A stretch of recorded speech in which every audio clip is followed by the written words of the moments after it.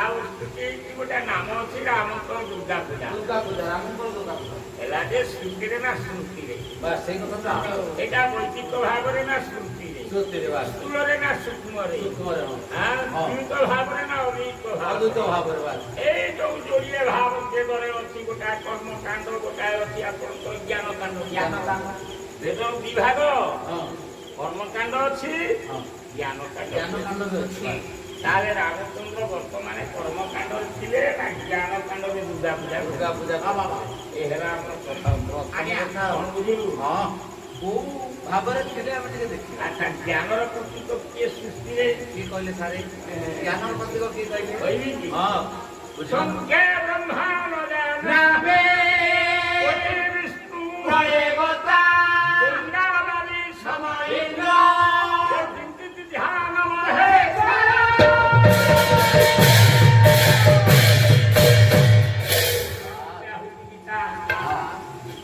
ମା ଚଣ୍ଡେଶ୍ୱର ଦାସ କହିଲେ ଆଜ୍ଞା ସେ କହିଲେ ଆଜ୍ଞା ଜ୍ଞାନର ମାର୍ଗ ସଂଖ୍ୟା ସଂଖ୍ୟାରେ ବ୍ରହ୍ମା ବି ସୃଷ୍ଟି କରିଛି, ସିଏ ବି ଜାଣିଲେ।